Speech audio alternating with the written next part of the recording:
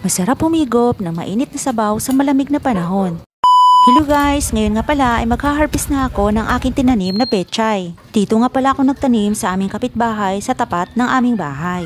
Maganda ang lupa dito guys, kaya mataba ang ating pechay. Nakakatuwa nga dahil dito ko nga lang siya tinanim sa isang haba na PVC. Konti nga lang ang lupa niya pero napakalusog ng ating pechay. May mga sili pa nga dito at kamatis. Iilang puno nga lang yan guys dahil nga namatay yung aking tinanim doon sa harap ng aming bahay. Panay kasi ang ulan kaya sila nabubulok. Nakakatuwa kasi itanim itong pechay. Ang bilis niya kasing lumaki. Isang buwan pa lang simula ng pagtanim ay makakaani ka na. At hindi pa siya mahirap alagaan basta diligan mo lang araw-araw. O diba guys, nakakaani na tayo at makakatipid na tayo ng ilang ulaman. Sigurado pa tayong malinis at walang kemikal.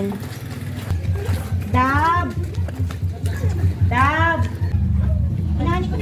Bibigyan ko nga pala si Kumari na may-ari nitong bahay. Nakakahiya naman kung kakanyahin natin lahat, di ba? At dahil wala si Mari, ang kanyang kapatid ang aking inabutan. Pagkatapos nun, diretso na nga tayo dito sa kusina. Ang lulutuin ko nga pala ngayon ay sinabawang pechay na may sutanghon at hipon. Minagic ko na nga pala yan guys para mabilis. O di ba nakahiwa na? Ito nga palang hipon ay babalatan natin ito. At mamaya, pakukuluan natin ang balat at ang kanyang ulo. Yun ang gagamitin nating pansabaw para mas malinamnam. Simpleng ulam lang to guys pero masarap at masustansya. Mabilisang galawan nga lang to guys dahil nga nakakagutom na. Mekos-mekos lang yan at ngayon nga uumpisahan na natin ang pagluluto. Pagka ako nga pala nagluluto guys, ay inuuna kong nilalagay yung bawang at sinusunod ko na yung sibuyas bago yung kamatis. May luya nga din pala to guys para maalis yung langsa ng ating hipon. Itabi muna natin ang ating ricado, saka natin ilagay yung ating hipon sa gilid ng ating kawali. Kunting gisa lang at kapag namula na siya ay hanguin na natin para hindi kukunat yung ating hipon. At isunod na natin guys ang ulo ng ating pechay. Matigas kasi yan guys kaya dapat yan ang nauuna sa gulay. At pwede na nating ilagay ang sabaw ng ating pinakuluang balat at ulo ng hipon. Isunod na natin agad yung ating sutanghon. Takpan muna natin saglit at pagkatapos ay pwede na natin ilagay yung ating hipon.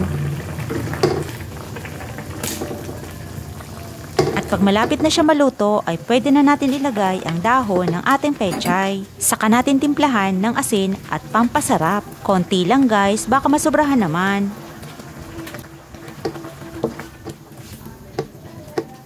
Pakuluan muna natin ng saglit at ayan na nga, luto na siya, pwede na nating hanguin.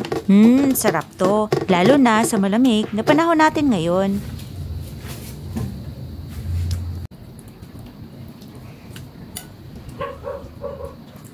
Kainan na guys, wala nang alok-alok, 'di ba? Sa sobrang gutom.